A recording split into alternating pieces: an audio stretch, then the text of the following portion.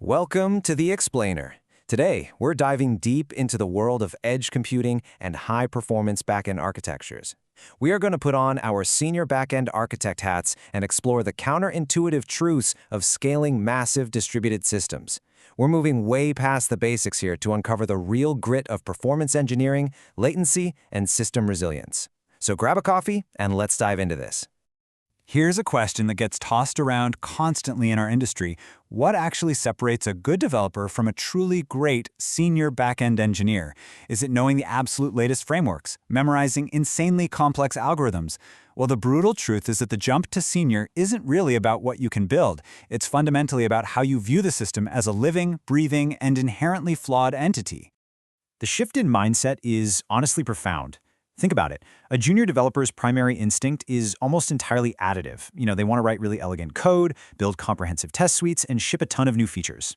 They measure their progress by creation. A senior engineer, on the other hand, measures progress by subtraction.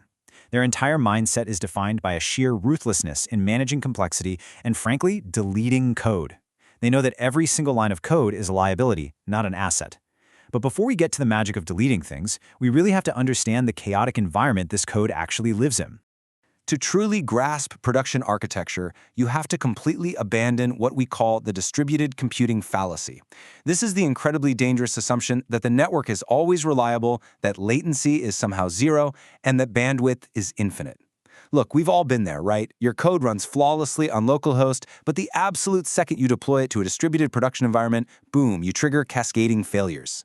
Assuming a call over the wire is just like a local function call is a massive trap, and it always leads to brittle systems. Well, let me give you a sense of the sheer scale we're actually talking about here. 30,000. At Uber, a single ride-hailing request doesn't just quietly hit one server. It traverses around 500 discrete microservices and initiates over 30,000 remote procedure calls. Just think about the physical network tax on that.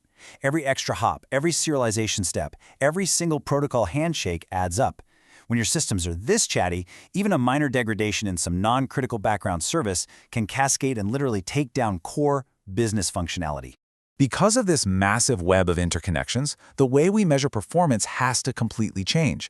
So the absolute most crucial point here is this: your average latency, your P50, is a total lie. It completely masks the harsh reality of your user's actual experience. You might be celebrating an average response time of 10 milliseconds, but if your P99, that's your 99th percentile, is wildly spiking to 2 seconds because of garbage collection pauses or noisy neighbors, that means 1 in 100 requests is agonizingly slow. Taming that tail latency is where the real engineering actually happens. Google engineers Jeff Dean and Luis Andre Barroso actually coined a brilliant summary of this exact tail-at-scale problem. They said, in large systems, rare slow events are no longer rare. It makes perfect sense when you think about it. When you are fanning out thousands of requests, distributed systems just multiply variance. Every dependency, every message queue, every database lock is basically a roll of the dice. If your backend relies on 100 sub-requests, the probability that at least one of them hits that painfully slow P99 tail is virtually guaranteed. So how do top-tier organizations handle this? Simple. They measure everything against physical reality. For example, a Tier 1 investment bank that was modernizing their Apache Kafka deployment for ultra-low latency trading established a baseline of 0.3 milliseconds. That wasn't arbitrary. That was the absolute physical ping latency floor between their data centers. By knowing that physical floor, they established a brutal rule. Any duration beyond 0.3 milliseconds was pure software overhead, and it had to be ruthlessly hunted down and optimized. All right, so how do we actually build a battle-tested plan to kill that tail latency in our own systems? Drawing from the legendary performance engineer Brendan Gregg, it starts by instrumenting your P99 budgets end-to-end. Next, you have to use off-CPU analysis to figure out where your threads are actually waiting, because a lot of the time it's on locks or downstream calls, not the CPU itself.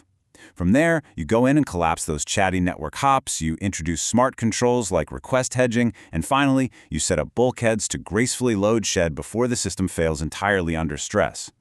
But listen, to truly conquer latency, we have to look way lower than the network. We literally have to look at the silicon. This brings us to a fascinating concept called mechanical sympathy. Basically, this means designing software that deeply respects and aligns with how the underlying physical hardware actually operates. Specifically, we're talking about optimizing for how the processor reads memory. If you completely lack mechanical sympathy, you're going to fall victim to invisible hardware bottlenecks, like false sharing. You see, modern CPUs don't read memory byte by byte. They pull data in 64-byte chunks. We call these cache lines. If you have two highly concurrent threads updating two completely different variables, but those variables just so happen to sit next to each other on the exact same 64-byte cache line, the CPU gets confused and constantly invalidates the cache for both threads. It absolutely chokes your high-frequency concurrency. And the worst part is, it won't even show up in your standard application profiling. This is exactly where the famous LMAX disruptor architecture shines. It brilliantly solves false sharing. The team there discovered that conventional queues were incredibly slow specifically because of this lock contention and cache invalidation. Their solution? Padding. They literally add useless dummy variables around their frequently updated sequence numbers. This simple trick guarantees that these hot fields sit alone on their own dedicated cache lines. As they noted, trading a tiny bit of wasted memory to prevent cross-thread cache contention is a massive latency win. And the results of designing with this mechanical sympathy? They are literally staggering. By utilizing a pre-allocated ring buffer, entirely avoiding locks, and padding against false sharing, the LMAX disruptor can process an unbelievable 25 million messages per second, and that is on a single thread with nanosecond-level latency. It completely proves that aligning with hardware physics simply destroys traditional software bottlenecks. No question about it. Okay, let's step back for a second. Zooming out from the CPU back to the macro architecture, we have to talk about trade-offs. You probably know the CAP theorem, but PACE-C is the framework that is actually used by senior engineers out in the trenches. It basically says, if a network partition happens, you absolutely must choose between availability and consistency. But else, meaning during normal, healthy operations, when the network is fine, you still have to choose between latency and consistency. You must constantly make strategic compromises based on your specific workload. You simply cannot have it all. This PACE-C reality directly dictates your everyday decisions, like your caching strategies. Take the cache aside pattern, for example. It's highly available, but if a heavily used hotkey suddenly expires, you risk a massive cache stampede that completely crushes your database. On the flip side, a write-through cache guarantees strong consistency, but you are going to pay the penalty of significantly higher write latency. There are absolutely no perfect solutions in system design, guys. There are only strategic compromises. And we see these exact compromises being made at the absolute highest scales in the industry. Netflix gladly accepts eventual consistency by using asynchronous Kafka queues and circuit breakers just to ensure that localized failures don't take down their entire streaming app. Amazon battles latency globally by leaning into aggressive multi-tier edge caching and database sharding. Uber transitioned entirely from HTTP/1.1 to multiplex gRPC and an Envoy service mesh just to slash the crushing network tax of those 30,000 RPC calls we mentioned earlier. All right, now for the counterintuitive climax of all this architecture talk. We have covered P99 latency, mechanical sympathy, and massive edge caching. But when you look at the cold, hard data from major studies on large-scale internet service outages, where do the failures actually happen? Believe it or not, it's the front end. Specifically, the stateless front end tier accounted for up to 72% of all failures. But why? If the back end is so complex, why does the front end fail? The answer is surprisingly simple: human error. The absolute biggest threat to your 5 nines of uptime isn't a server physically crashing or even a deep backend database failure. It is a human operator making a simple configuration error.